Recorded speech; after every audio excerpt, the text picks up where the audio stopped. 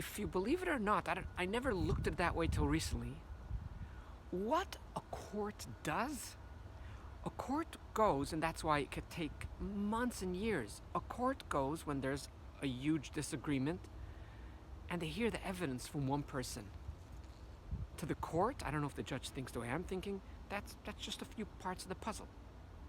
And he looks at it. Let me tell you something. Let's go back to an analogy. If I look at all three pictures that was taken, one from the manure, one from the flowers, one from the barn, they're like from the three different planets. I think the job of the judge is to put them all together and see the complete picture, to have 1,000 pieces of the puzzle. If we go and only have 900 pieces, it could ruin everything. It could ruin a story. I have learned in life, and that's why even when I see credible news, I don't believe anything anymore. I need to hear from every side of the story to actually believe the story. So even if there's pictures, first of all, pictures, that doesn't mean anything today. When you hate someone, you're always going to find the manure in that puzzle. If you don't like someone's house, you do something very simple. The most beautiful mansion, $7 million, $20 million house. Go into the kitchen, open up the garbage lid, put your head all the way deep into the garbage can. And what are you going to say? This house smells. Is it true? Yes. Only part of it. It smells. This house? Well, sort of, your brain plays tricks on you because you're in the house.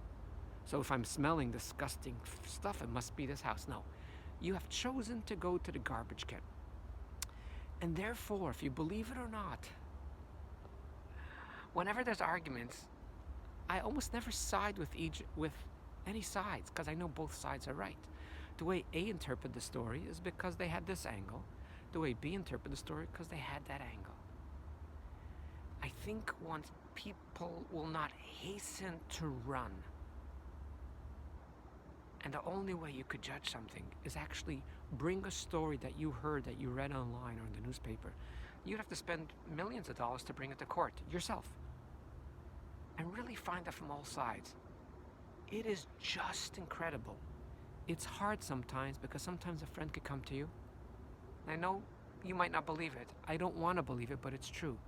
A friend could come to you and begin to cry. Cry to the level they cannot even catch their breath. And they say, so-and-so, my spouse, my friend betrayed me, they did so-and-so. As human species, the moment someone cries with a story, for sure they're not making it up. You want to embrace them. You want to feel bad for them. You want to support them. You want to validate them. Not all of us know that some people are narcissists and it's very normal for them to act that way. Or some people actually view so-and-so as a deep rejection, as someone hurting them. The problem is, within families, till we die, till we go to the eternal life and then we see the truth. In many families, we believe this lie for 70 years, for 80 years, for a lifetime, then we go, holy moly. When people come to me for coaching, I can't say I did it at the beginning, but in the last few years I started doing it. And these are very powerful words, and I don't think my clients actually understand what I say, because I think it's very powerful. And if they do, they might even get offended by me. Or if they have a little bit self-esteem, they'll like my attitude. I say these words, based on what you're telling me, and if it's all true. I don't always use the words if it's all true, because then I'm sort of implying that what they're saying is not true. But I usually say, based on what you're telling me, this doesn't sound good. I would love to hear the other side. I'm not saying that what you're saying is not true, but based on what you're saying to me from your angle, this doesn't sound right. This doesn't sound good. But I cannot give you any advice. I can't really help you. I can't do anything with you because I really need to do the other side. If I could talk to the other side, great. If I can't, then I give them the advice that I would give them from a one-sided, which is, I didn't do it years ago, but I do it now.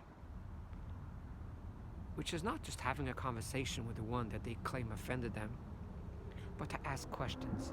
And perhaps another recording, I'm going to go through how to ask the questions, what type of questions to ask in a way they should not get offensive, and they should not